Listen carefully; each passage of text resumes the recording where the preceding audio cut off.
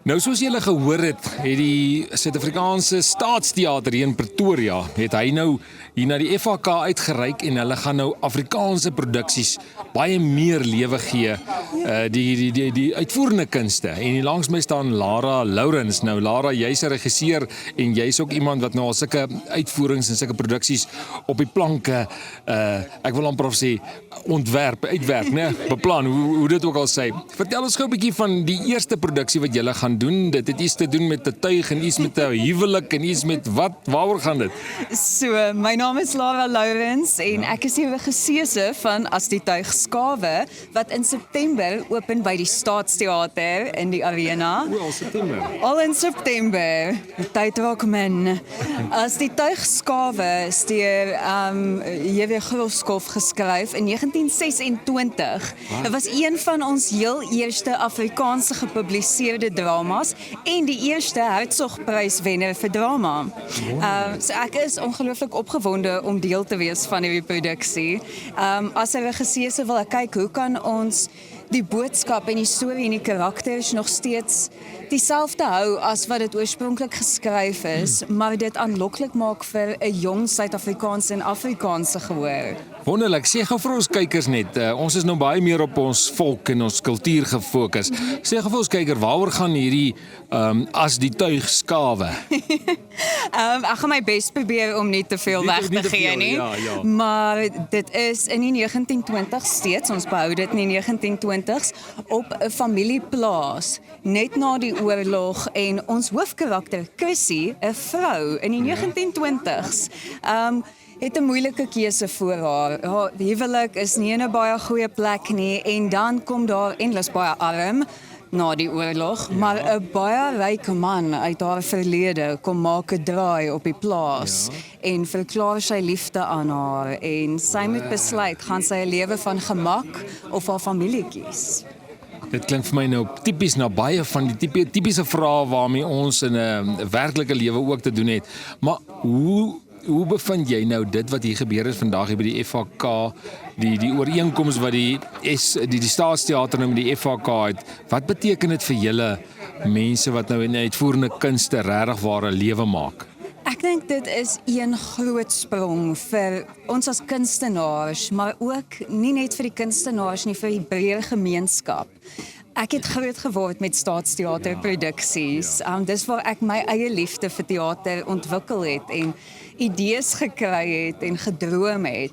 So dit sal vir my so wonderlik wees om nuwe gehore te sien, jong mense terug in die teater. Ek dink ons lewe in 'n wêreld waar, en dit is 'n digitale wêreld, ek verstaan dit, maar dit is so maklik om op jou selfoon te sit en goed te kyk, op YouTube te gaan, op Facebook te gaan, op Netflix, waar ek dink hierdie Staatsteater ooreenkoms gee ons 'n geleentheid om mense terug te lok na die ongelooflike pragtige ervaring van lewendige teater in jou moedertaal. Absoluut. Hoe sien jy die FHK se rol hierin? Dink jy dis die regte vennoot? Weet jy, as dit nie vir die FHK was nie, dink ek nie het ons hier gestaan vandag nie. Die FHK en SALAS het uit hulle pad uitgegaan om hierdie projekte laat realiseer en hierdie verbondskap met die Staatsteater te organiseer, al die reëlings te tref en die regte mense in plek te sit, sodat ons oor die langtermyn verhoudings kan bou en aanhou om fenominale stories te vertel. Ja, iemand vra my nou, wanneer laas was ek in die Staatsteater en ek wil dink dit was 2011, toe die Ons vir jou dae aangebied is. Dis hoe lank terug ek daar was nou, dit is seker 'n skande, maar ek was in baie van die ander kleiner teaters, was ek tot nou laas week gewees. So, ons is oralster daar, in terme van dit wat aangebied word daar, hoor ek nou, daar word ook gekyk nou na televisieproduksies, om dit sommer op te neem vir televisie. Natuurlik weet ons is nie heeltemal dieselfde nie, maar dis ten minste iets, soos jy sê, ons lewe in 'n digitale wêreld, dink jy dit kan ook positiewe uitkomste bewerk? Dit is 'n groot tree vorentoe en ek dink dit is iets wat ons as 'n plaaslike bedryf al lankal moes doen. As jy internasionaal kyk, vir National Theatre Ek kyk al die National Theatre se produksies op my televisie by die huis om te sien wat doen internasionale teater. Ons as Suid-Afrika moes al lankal daai tree geneem het om mense teater toe te lok ook. Maar as jy nie by teater kan wees nie, kan jy die produksies uit die gemak van jou huis kyk. Maar ek dink dit gaan ook mense genoeg prikkel om te gaan, wow, hierdie was fantasties gewees. Ek wil dit nou in persoon gaan kyk. Ek wil deel wees van hierdie ervaring, want dis tog waarna mense smag. Ek dink veral in 'n post-COVID wêreld. Na COVID, mense wil uitkom, mense wil deel wees van iets beleef. So teater gaan mense daai geleentheid gee vir iets waarna hulle so diep binne hulle smag op die oomblik. En ek dink die Staatsteater se aanlyn webwerf en stromingsplatform gaan net mense se nuuskierigheid nog verder prikkel en hulle aanmoedig om uit hulle huise te kom, uit hulle gemaksone te kom en die wêreld en die kunste te gaan beleef. Kyk, ek ken nog nie vir Lara Lourens nie, maar ek begin al klaar van haar hou, want ek hoor hoe mooi praat sy haar Afrikaans. En die bevordering van Afrikaans is net so belangrik vir ons as 'n volk, vir ons as 'n Afrikaanse gemeenskap. Hoe sien jy dit?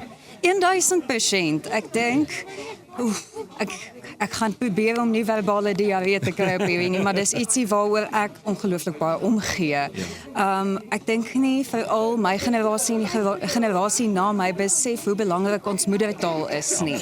Daar's 'n hele kultuur rondom dit en ek sien nou, ek's die oudste van 7 kinders en my jonger boeties en sissies kyk soveel oorseese programme dat hulle is besig om hulle moedertaal en kultuur te verloor. En ons kan nie dit toelaat nie. Daar's soveel waarde aan jou moedertaal, aan jou kultuur en ek dink die kunste bevorder dit op 'n groot mate. En dit is hoekom ons as kunstenaars en regisseurs en skrywers moet kyk daarna om jong mense terug in die teater te kry en watter stories hulle na smag dat hulle die internasionale Engelse programme kan afskakel en begin stories kyk in hulle taal.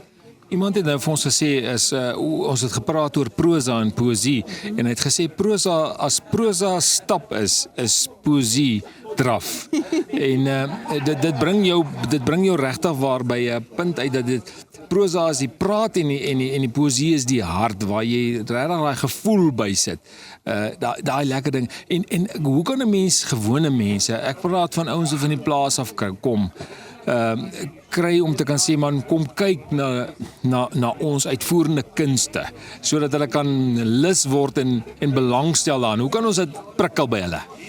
Dit gaan oor blootstelling. Ons moet 'n teaterkultuur skep waar dit in die mode is om weer teater toe te gaan op 'n Vrydag of Saterdag aand of op 'n Sondagmiddag na kerk, dat jy 'n draai by die teater maak. Maar mens moet mense blootstel daaraan en ek dink om mense bloot te stel, het ons nodig om reg Suid-Afrikaanse stories te vertel. Stories wat relevant is tot plaaslike gehore, tot Afrikaanse kykers, sodat hulle 'n beter begrip het vir die liefde wat ons vir teater het. Maar ons kan nie daai liefde deel as ons nie stukke opsit wat praat met hulle nie.